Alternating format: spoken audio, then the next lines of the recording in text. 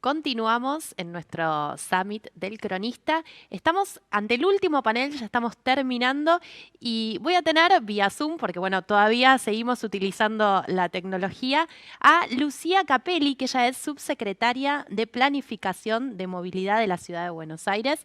Bueno, Lucía, muchas gracias por estar ahí. ¿Cómo estás? Hola Belén, ¿cómo estás? Muy bien, ¿vos? Bien, por suerte. Bueno, un placer escucharte del otro lado. Y la verdad que me parece súper interesante hablar con vos por esto de que tenés a cargo, digamos, algo más que interesante que es la planificación de la movilidad en la ciudad de Buenos Aires. Un trabajo más que importante. Vos estás en tu cargo desde el 2019, ¿verdad? Desde diciembre del 2019. Bueno, contame, Sí, con una pandemia de por medio, claro, pandemia de por medio. totalmente. Tu rol es justamente mejorar la movilidad y el tránsito en la ciudad de Buenos Aires, con lo que eso implica en la capital federal.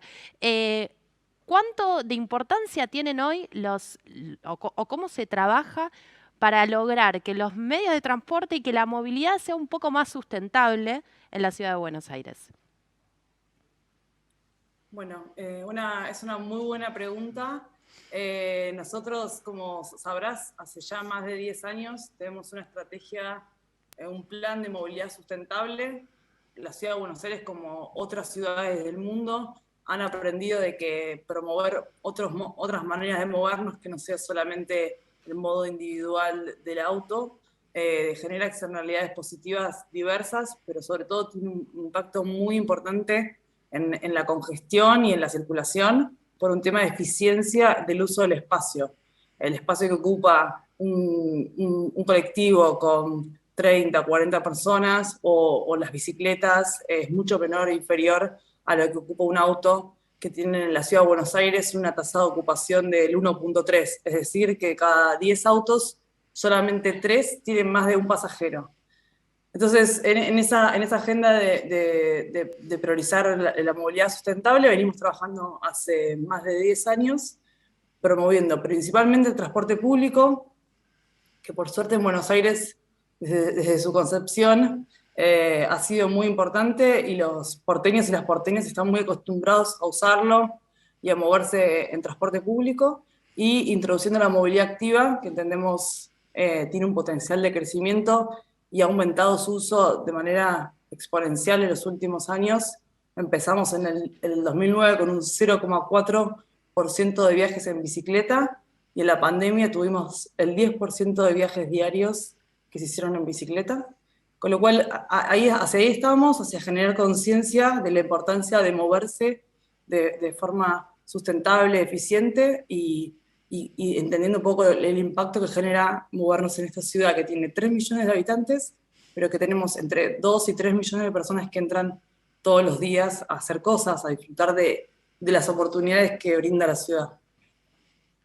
Bueno, hablaba justamente, ¿no? De la conciencia, ¿no? De la importancia de que el porteño y también el que ingresa a la ciudad de Buenos Aires entienda cuánto se contamina y cuánto, digamos, cuán importante es usar la sustentabilidad en torno a lo que es el transporte. Y la bicicleta, por lo que decís, tuvo una aceptación muy grande.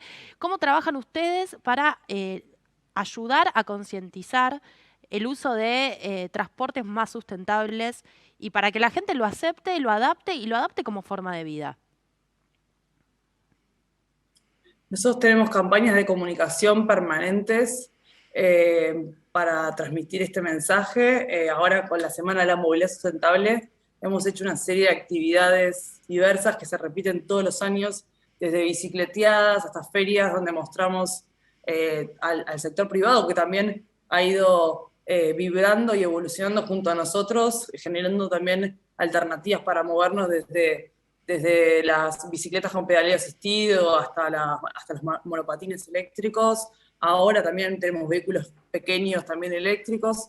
Eh, Eso lo hacemos todo el tiempo y nosotros tenemos la oportunidad también de trabajar mucho con los jóvenes. La verdad que las nuevas generaciones vienen con una conciencia ambiental más desarrollada, son más sensibles y ellos son el potencial que nosotros tenemos para que aprendan a moverse ya desde chicos, desde otra manera, y tengan conciencia que los viajes cortos se pueden hacer en bicicleta, se pueden hacer caminando, se pueden hacer en colectivo, y que el auto sigue siendo una herramienta muy importante para movernos.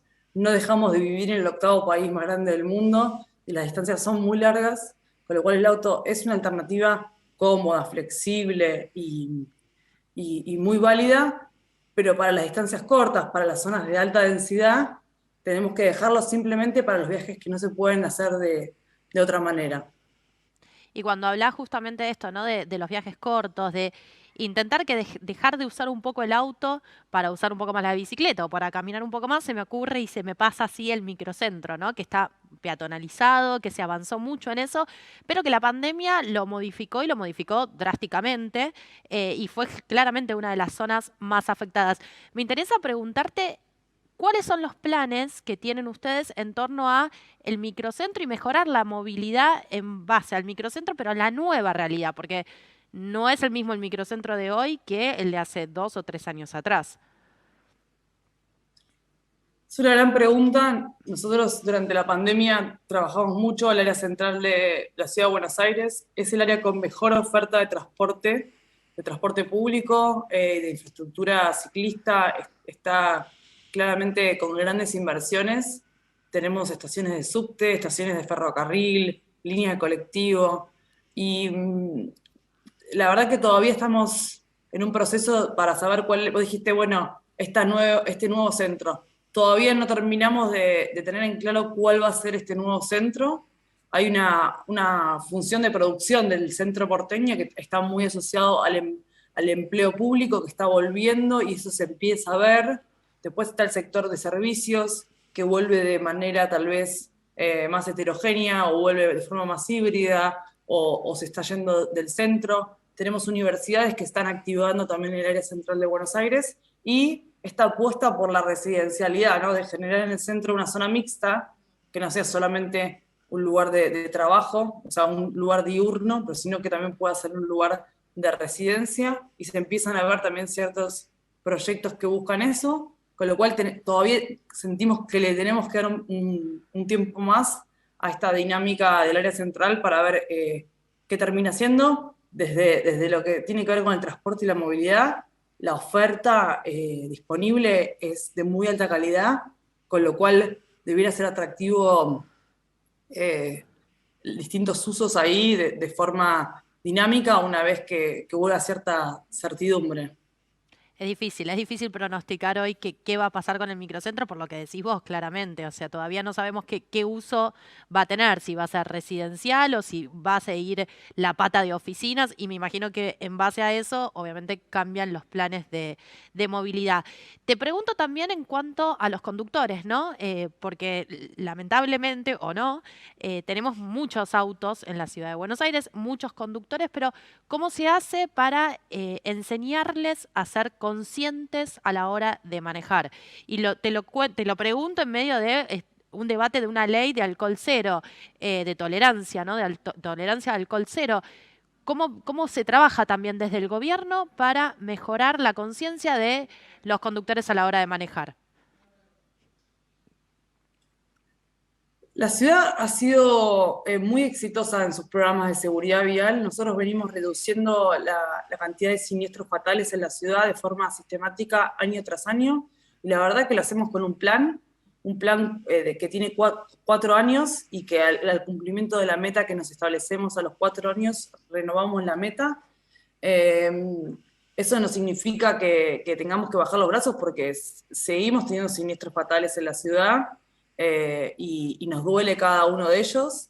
En lo que tiene que ver con alcoholemia, sabemos que 1 de cada 3 siniestros fatales están asociados a consumo de alcohol, con lo cual este año, trabajamos el año pasado en un cambio normativo que se implementó este año, que lo que busca fue endurecer las penas para los alcoholemia positivo. Nosotros creíamos que ahí había oportunidad de mejora en el proceso de pena que tenía una alcoholemia positiva entre 0,5 para arriba en la ciudad de Buenos Aires, y a partir de febrero de este año las alcoholemias positivas quedan inhabilitadas para conducir entre 2 meses a 2 años, dependiendo del dosaje y la reincidencia o no del conductor. La verdad que venimos muy bien en el tema de alcoholemia, sigue bajando el índice de positividad en la ciudad, somos el distrito que más fiscaliza en la Argentina, y creemos que ese es el camino, en ser muy claros con las penas y en ser muy claros con los derechos y con las obligaciones que tienen los conductores. Eso te iba a preguntar también, ¿no? Hiciste hincapié en un momento en la fiscalización. En la ciudad de Buenos Aires se ha incrementado la cantidad de controles en el último tiempo y qué va a pasar también de cara al año que viene, a los próximos meses. La clave está en esto, en aumentar la cantidad de controles. Sin duda, no existe ley que valga en varios temas, pero sobre todo en temas de alcoholemia, si no está acompañada de la fiscalización. Si vos no fiscalizás la alcoholemia, por más que establezcas penas duras o establezcas dosajes bajos, la gente va a seguir tomando y conduciendo. Y también si no generás una política perseverante, donde vos sabés todo el tiempo que te están controlando, y que el Estado está siendo cada vez más inteligente en esos controles.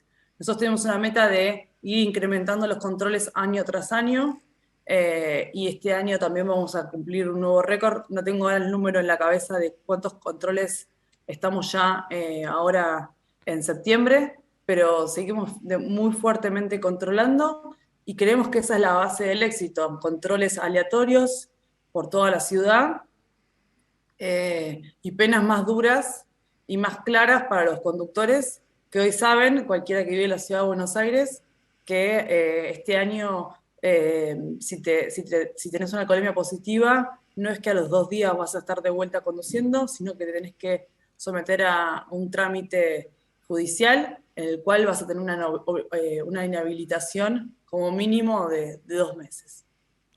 Lucila, también me gustaría preguntarte cuáles son los planes de cara al año que viene en cuanto a a la planificación, ¿no? De la movilidad en la ciudad de Buenos Aires. Si tienen a lo mejor algo en lo que quieran trabajar el año que viene y dónde ven las necesidades. Nosotros estamos saliendo de una pandemia que a la movilidad de todas las ciudades del mundo occidental les cambió mucho los patrones de viaje. O sea, nosotros de un día para el otro dejamos de movernos, empezó a mover el personal esencial, el transporte público se restringió, teníamos que mantener la distancia social en medio de transporte como el subte, los colectivos, donde estábamos acostumbrados a generar economía de la densidad, ¿no? Entonces, los patrones de viaje y las tendencias se modificaron mucho. Hubo un lado bueno de eso, que tiene que ver con el aumento de los viajes en bicicleta y la movilidad activa, el valor que representa también el contacto con los espacios verdes, con los espacios públicos, y el teletrabajo, que para nosotros significa que se redujo el volumen total de viajes en algunos sectores de poder adquisitivo medio y alto. Esa es la buena noticia. Y la mala noticia es que nosotros tuvimos que levantar muchas medidas de estacionamiento y de políticas de restricción del vehículo particular que han generado un crecimiento del uso individual tanto del auto y de la moto de alrededor del 10% dentro de la ciudad de Buenos Aires, que nos ha generado desafíos de congestión, no tanto en el área central, como hablábamos antes, pero sí en algunos barrios donde la congestión suele ser más larga por más tiempo. Y la verdad que, si bien obviamente hay soluciones, proyectos específicos o acupunturas para la congestión es que el volumen de autos y el uso del espacio no es eficiente. Y para eso nuestra alternativa va a ser siempre acompañar a la ciudadanía para que pueda moverse de otra manera más eficiente. Tenemos 2 proyectos de Metrobús, uno ya en marcha, que es acá cerca de donde estamos nosotros, en la continuación del paseo de Alem, del Metrobús del Bajo En Paseo Colón. 2 hasta La Boca. Y tenemos un Metrobús también previsto para la zona de Alberdi y Directorio, que vamos a comenzar en los próximos meses. Eso es principalmente de priorización de transporte público. Estamos trabajando mucho en los centros de transbordo para mejorar la seguridad vial, mejorar los tiempos de espera de los usuarios. seguimos ampliando la red de ciclovías. Este año vamos a llegar a los 300 kilómetros de red y a expandir el servicio de Ecobici, que ya tenemos 320 estaciones en operación. Y en este acompañamiento también a distintos sectores que están reactivando su funcionamiento y su movimiento dentro de la ciudad. ¿Cuál es la aceptación también del consumidor, del habitante, ¿no? Del porteño con respecto a la bicicleta y a otros sistemas que no tengan que ver con el colectivo, el subte? ¿Hay una aceptación? Ustedes suman cantidad de bicisendas también, suman cantidad de bicicletas, pero digo, ¿el usuario también está creciendo? El usuario de bicicleta crece de forma sistemática, es la única tendencia que crece, o sea, crece, como dije antes, crece el uso del automóvil particular post pandemia y también siempre siguió creciendo, es una tasa de motorización que en Latinoamérica no para de crecer, pero nosotros estamos logrando por política pública que el crecimiento de los viajes en bici del 2009 en adelante siga creciendo. Tenemos aproximadamente 400.000 viajes en bicicleta por día en la ciudad y hay una relación directa que estamos comprobando o venimos comprobando en todos estos años que la oferta, es decir, la construcción de ciclovías, induce la demanda y que esto va generando un crecimiento. Obviamente, no todos los viajes son transferibles a la bicicleta, hay un techo en ese crecimiento, pero nosotros todavía no lo hemos alcanzado, con lo cual seguimos incorporando usuarios a la red. Por lo menos creemos que ese crecimiento podría duplicarse, obviamente escalonadamente, intergeneracionalmente, no son cambios de un año para el otro, pero sí de una política perseverante, de una ciudad que tiene las condiciones físicas como para incrementar usuarios y de una infraestructura que también va mejorando y va generando más incentivos para que la gente se sienta cómoda y sienta el beneficio de moverse de otra manera. Y esta pregunta quizás me imagino la respuesta, pero no puedo dejar de hacerla. ¿Se trabaja en conjunto con el gobierno nacional para, digamos, poder trabajar también en conjunto más allá de la General Paz y poder hacer como un plan más abarcativo, o cuesta un poco esto? No, la verdad que nosotros trabajamos, el diálogo técnico es constante porque no hay frontera para la movilidad, digamos, los trenes entran todos los días a la ciudad, los colectivos son nacionales, entran todos los días a la ciudad, con lo cual el diálogo es constante. Durante la pandemia fue diario y fue una coordinación silenciosamente, pero que fue virtuosa en el medio de los problemas. Luego después tenemos distintas visiones sobre las inversiones, sobre las prioridades, distintos ritmos de trabajo, distintas prioridades, etcétera, pero el diálogo es diario y nuestro interés primordial es por los pasajeros, por los usuarios, por los porteños y las porteñas y por la gente que entra todos los días a la ciudad, con lo cual no podemos darnos el lujo de no coordinar. No, no, claro, Lucila. Además, la importancia, ¿no? de la movilidad, tanto en la ciudad de Buenos Aires como en la provincia de Buenos Aires, es clave para todos aquellos que salen a trabajar, que van al colegio, que tienen una vida activa todos los días. Así que imagino que hay mucho todavía por trabajar, pero bueno, se ha hecho mucho también hasta ahora. Lucila, te agradezco muchísimo por tu tiempo. Ha sido un placer hablar con vos y que participes de nuestro Summit en El Cronista. Y a todos ustedes, muchas gracias por habernos acompañado y los esperamos en una próxima edición de eventos del diario El Cronista. Muchas gracias.